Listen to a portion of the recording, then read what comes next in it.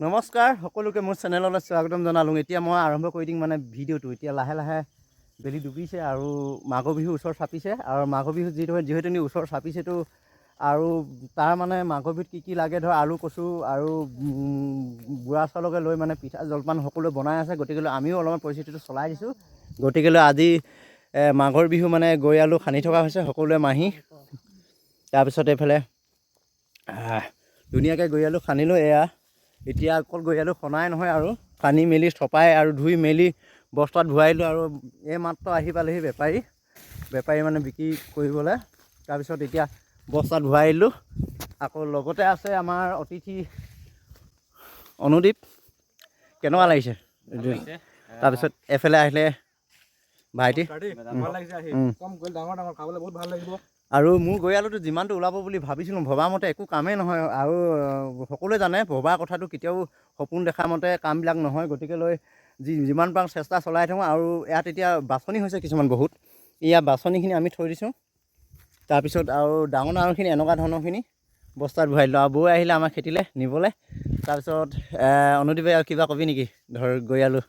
হয়, মানে ভাল লাগিছে আহি। বিল চকাই মানে খুব সুন্দৰকৈ কেইবাবিঘাও মানে ইয়াত গৈ মানে মিঠা আলু খেতি কৰিছে।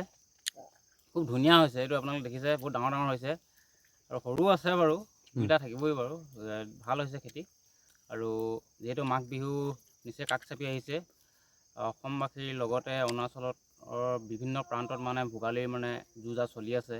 আৰু মাজত মাথো মানে 3 দিন বাকী আছে। গতিকে বিলে চৰকাৰেও মানে বজাৰলৈ গৰৈ আলু অৰ্থাৎ মিঠা আলু উলিয়াই দিবলৈ প্ৰস্তুতি চলাই আছে। সেয়াই আৰু মোৰ ওচৰত আছে বেদান্ত ভাইটি। বহুত ধুনীয়াটো হৈ আছে আজি। ভাল লাগিছে দেই খেতিলৈ আহি। গৈ আলু খেতি একদম লাভজনক খেতিৰ দৰে লাগিছে। আৰু ইয়াৰ কীটনাশক প্ৰয়োগ নকৰিলেও হয়। ইহঁতক ৰুই দিলে মাটি চপাই দিলে হয়, নহয় জানো? এইটো আচলতে যিখিনি আমাৰ বাছনি হিচাপে হৈছে, কিন্তু এইখিনি আমাৰ বইল কৰি খাবৰ কাৰণে কিন্তু বেষ্ট এইখিনিহে। কিন্তু আমাৰ মিঠাটো এইখিনিতে কিন্তু মিঠাটো থাকে। মানুহে ডাঙৰটো কিনি আনে, কিন্তু এই মেইন মিঠাটো কিন্তু এই সৰুখিনিতে থাকে। ইয়াৰ পৰা অকণমান লৈ যাব লাগিব, ঘৰলৈ বইল কৰি খাবগৈ লাগিব। আৰু মেইন খেতিত উৎসাহ দিয়া মানুহ আৰু এইজনহে মেইনকৈ ক'বলৈ গ'লে। আৰু খেতি কৰ আমি আছোঁ নহয়। ঠিক তেনেধৰণৰ কৈ থাকে বহুত বছৰ হ'ল। আৰু এনেকৈ আমি একেলগতে কাম কৰি থকা মানে খেতি কৰি থকা কমচে কম আমাৰ ক'বলৈ গ'লে মই মোৰ মুখে ক'লে মিছা কথাই হ'ব বাৰু। কিমান বছৰ হ'ল? 25 বছৰ ওপৰ হৈ গ'ল। এতিয়া মোৰ মুখে যদি মই কওঁ 25 বছৰৰ পৰা লেনদেন আমাৰ শাকৰ সৈতে বা এনেকুৱা খেতিৰ সৈতে বুলি ক'লে হয়তো মোক মিছা কথা কৈছে বুলি ক'ব।